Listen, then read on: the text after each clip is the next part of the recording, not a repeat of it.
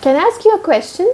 Do you know how many subscriptions you're paying for? Most people can't answer this. And when they sit down to actually calculate, realize that they're off by almost 2.5 times. So this happened to me recently. I was going through my bank statement and I saw lots of small charges.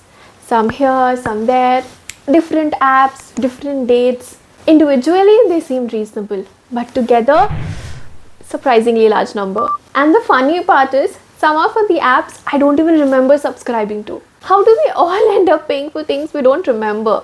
Turns out there are 4 steps, all carefully planned for us.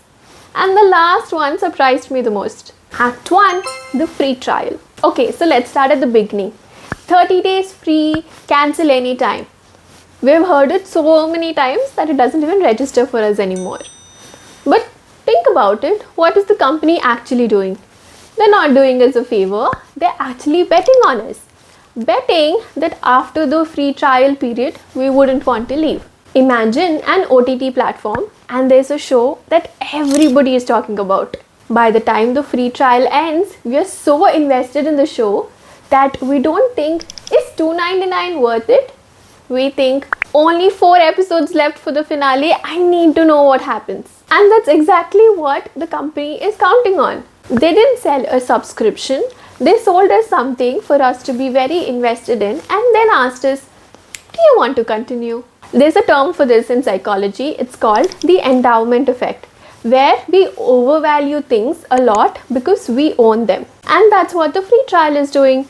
It's giving you something to be invested enough to feel like it's yours, even though we don't own it. Act 2, the lock-in period. Okay, the trial period worked and now we start paying for the app. Slowly, the app gets very personalized. Our own playlists, our notes, our documents, our history, everything is there. Now wanting to move away from this app is like undertaking a renovation project we're not ready for. So BMW did this in 2022. A lot of people bought their cars with all the hardware installed in it. But now the BMW said that you have to buy software every month to use the hardware in the car. And the software was for heated seats, cruise control, auto start. Now they got enough backlash that they reversed the heated seats part specifically. But think about what a lot of apps are doing. Leave and you're not just cancelling, you have to start over and rebuild everything again. So the cost of exiting the platform is not just fee, it's rebuilding. Act 3, the billing. After the free trial, we've personalized it, the billing starts. And the billing is structured in such a way that we wouldn't want to leave the app. There was a study by MIT which showed that people were willing to pay almost 100% more if they were paying by card instead of cash. Not because they had more money, but because the act of physically separating the product and the payment makes it enough for a person to think, let's deal with it later. For example, think about it. If you have to give out a money by cash, you physically feel the money leaving you and going to somebody else. But if you're paying by a card, you think it's okay, we'll deal with it later. Now auto-debit takes it one step further. You don't even have to approve for it. It just happens in the background. Amounts are so small that it seems reasonable on its own, on dates which are very different that you don't even register.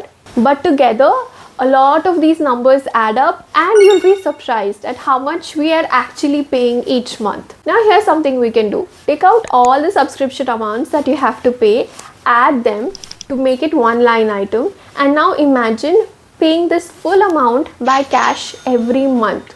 Does it feel different? The gap that you feel now between the cash payment of the total amount and the auto debits that happen in the background, that's the gap that the billing tries to do. Act 4, trying to leave. Okay, this is the last step. And this surprised me the most. So for example, at some point you think, okay, I don't need this app, this subscription anymore. I'm going to cancel it. You open the app. Signing up takes only 30 seconds. Cancelling it, whole another thing. Some platforms don't let you cancel on the app.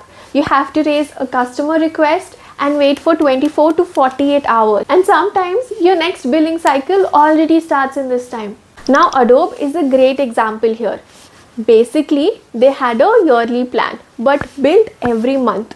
So far so good. But the problem is, once you want to cancel it in the middle of the year, you have to pay 50% of the remaining billing amount upfront.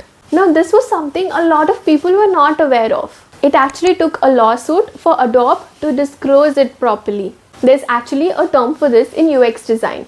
It's called the Roach Motel. Basically, checking in is very easy, but checking out, very difficult. And sometimes the app does it in very subtle ways. Like when you want to cancel, it'll tell you, are you sure all your playlists are going to be gone?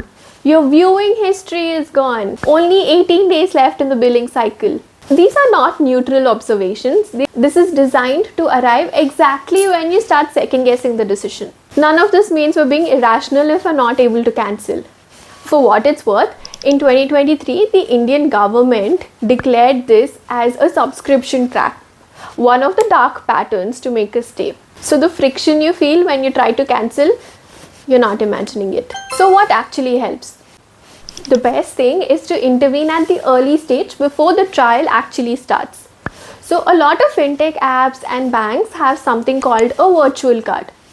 Basically, it's a card in which it has a temporary number or a fixed amount that you can put in.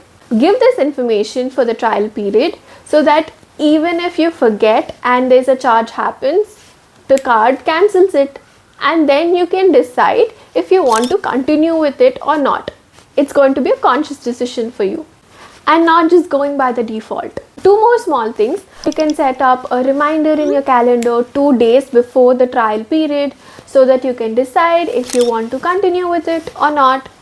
Or once every few months, take your bank statement and combine all the subscription amounts that you're paying and then decide if you want to go ahead with them or not. Because subscriptions are not bad. They're actually convenient and help us in so many ways. But it's important to know what we're paying for and make it an active choice. So now you have a clearer picture of the trial, the lock-in, the billing period and the cancellation. So at some point today, take a look at your auto debits and see if you find anything surprising. So that's it for this video. If you like this video, like and subscribe for more, and see you soon in the next one. Until then, bye bye.